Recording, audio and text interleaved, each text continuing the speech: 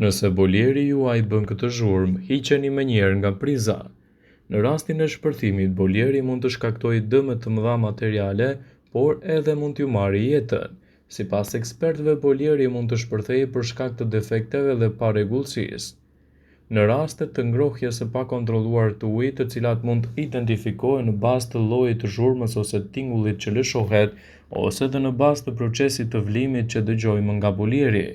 Gjëja e parë që duhet të bëni është të ndërprisni furnizimin me rrymë, aq më parë nëse termostati shikon temperaturën e lartë, me kush që termostati të jetë i saktë. Duke pasur parasysh se boljeri është nën presion, gjëja më e mirë që mund të bëni është ta mbani të fikur ndërsa bëni dush.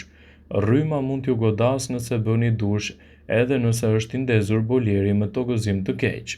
Nëse boljeri është krejtësisht në rregull, atëherë edhe nëse tokëzimi është bërë mirë, është krejt e sigurt që ta lini boljerin të lidhur në rrymë.